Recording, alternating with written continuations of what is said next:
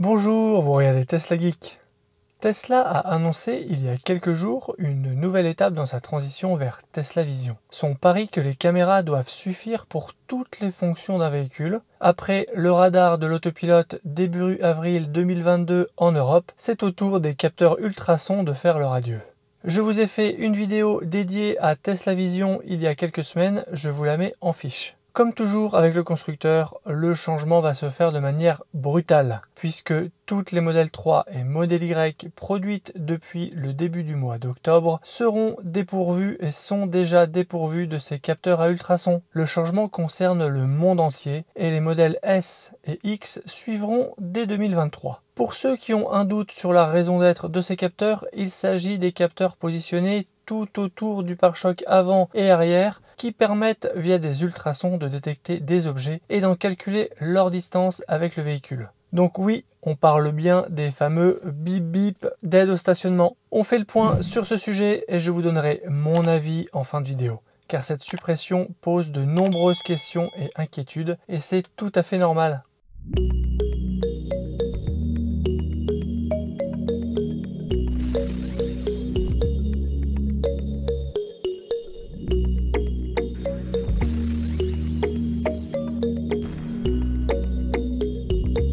Ce nouveau changement est parfaitement logique dans la démarche du constructeur qui compte sur les caméras et l'analyse des flux vidéo qu'elles enregistrent pour de nombreuses fonctions de son véhicule. Cela ne touche d'ailleurs pas que la conduite, les essuie-glaces et les phares automatiques sont également gérés par les caméras au lieu de reposer sur des capteurs dédiés comme chez les autres constructeurs. Le passage à la vision a de quoi inquiéter quand on voit l'insatisfaction générale des propriétaires de Tesla quant au fonctionnement perfectible, pour ne pas dire décevant, voire inutilisable, des feux de route auto qui se coupent trop tard et aveuglent les voitures en face. Personnellement, je roule peu, voire jamais en feu de route. Le fonctionnement des essuie-glaces auto est lui aussi décrié, mais personnellement, je trouve qu'il fonctionne plutôt bien. Et même de mieux en mieux, je dois dire, avec les dernières mises à jour. Et habitant dans le nord de la France, je pense pouvoir dire que j'utilise cette fonction bien plus que les Tesla des autres régions françaises.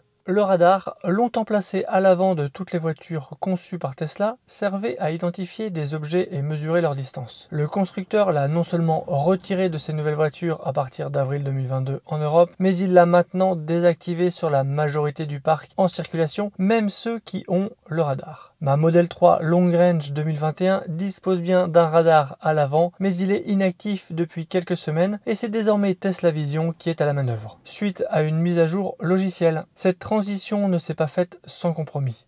Des limitations sont apparues par rapport à la version avec radar. Utilisation limitée à 120, puis 130 et maintenant 140 km/h contre 150 km/h avec le radar. Bon, en France, c'est au-dessus de la limite légale, donc ça ne devrait pas être un problème. La distance minimale avec le véhicule précédent sous autopilote et régulateur de vitesse peut être réglée sur 2, alors que c'était sur 1 avant. Mais plus gênant, par temps de brouillard, le fonctionnement de ces aides à la conduite est limité. Les caméras ont besoin de bonnes conditions de visibilité pour permettre un fonctionnement plein. Les capteurs ultrasons mesurent la distance entre le pare-choc avant et arrière et les objets à proximité immédiate. C'est donc différent du radar dont je venais de vous parler. Ils sont actuellement bien utiles dans les manœuvres pour connaître la distance précise entre sa voiture et les autres véhicules, ou encore murs et autres poteaux. Ces capteurs sont un allié précieux, d'autant qu'ils sont réactifs et précis. Quand je me gare dans mon garage, ils m'indiquent à l'écran la distance en centimètres. Je sais donc exactement quand m'arrêter.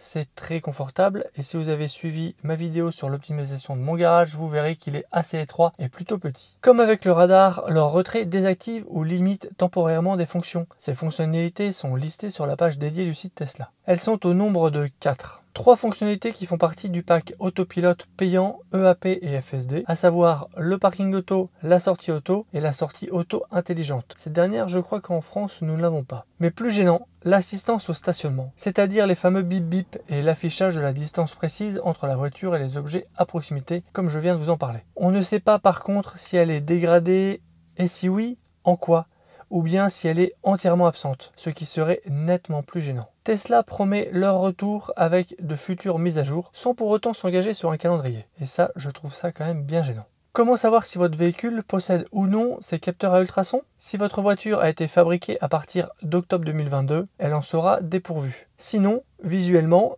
C'est assez simple, car les capteurs sont visibles depuis l'extérieur du véhicule. Des images ont déjà fuité, on voit bien qu'ici, les pare-chocs n'ont aucun trou, aucun capteur, ils sont parfaitement lisses. Quel est mon avis sur cette question? J'ai plein de choses à dire. Déjà, Tesla, dans son communiqué, présente ça comme quelque chose en lien avec la sécurité. Honnêtement, je doute fort que ce soit leur première motivation. Pour moi, c'est avant tout une histoire d'économie sur le coût de fabrication, qui plus est dans un contexte pénurique. 3 éléments qui vont dans ce sens.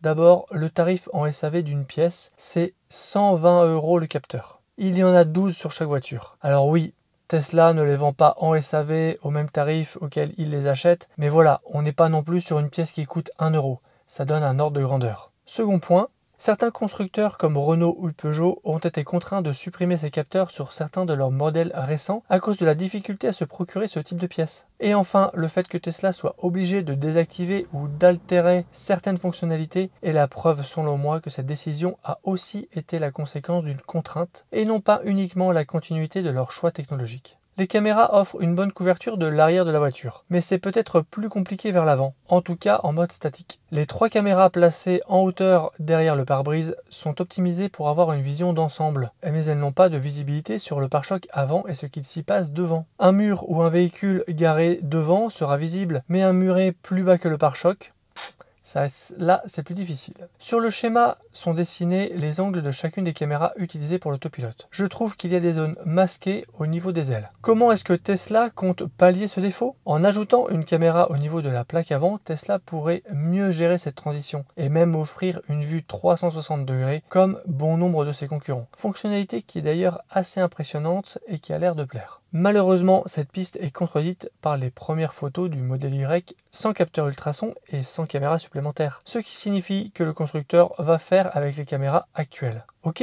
mais comment?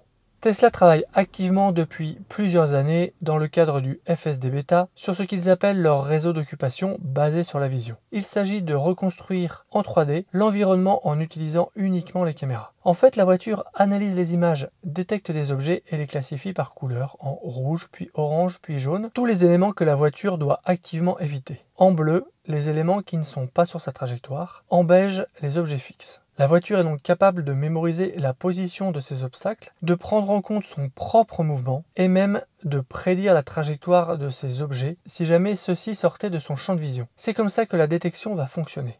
La voiture va mémoriser la position et donc la distance jusqu'aux obstacles. La voiture met à jour le calcul de cette distance au fur et à mesure de son propre déplacement. Elle n'aura donc plus besoin de voir l'objet pour savoir où il est. Ça, c'est dans la théorie. Je suis vraiment curieux de voir ce que ça donnera dans la pratique, car les angles de vision ne sont quand même pas terribles dans les coins arrière et au niveau des ailes. Et par temps de pluie, il m'arrive souvent que la caméra arrière soit obstruée par des gouttes, rendant l'utilisation de la caméra de recul presque inutilisable. Sur les essuie-glaces auto ou feu de route auto, si on n'est pas satisfait du fonctionnement automatique avec les caméras, on peut toujours passer en mode manuel. Mais pour les capteurs d'aide au stationnement, je ne vois absolument pas de plan B, à part demander à un passager de descendre et de nous guider en nous disant « continue, avance, arrête-toi » quoi. Je suis assez curieux mais aussi plutôt inquiet.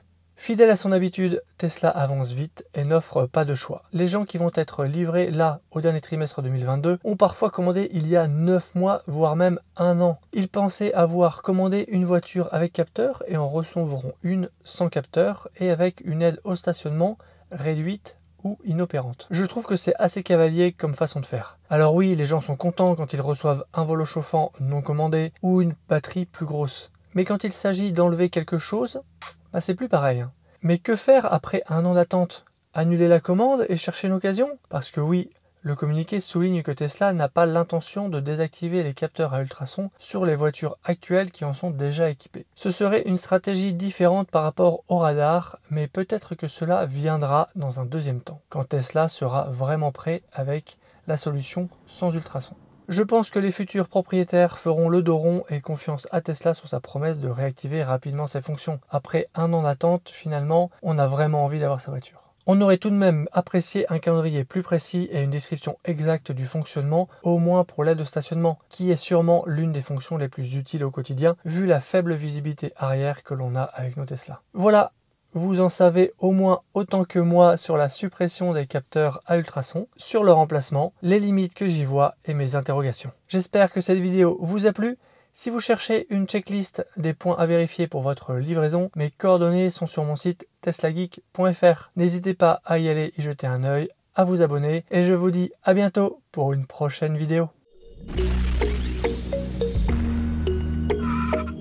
Si tu as aimé cette vidéo ou que tu veux soutenir la chaîne, mets un like. Tu peux t'abonner pour recevoir les notifications de mes prochaines vidéos et aider la chaîne à être mieux référencée. N'hésite pas à donner ton avis en commentaire. À bientôt!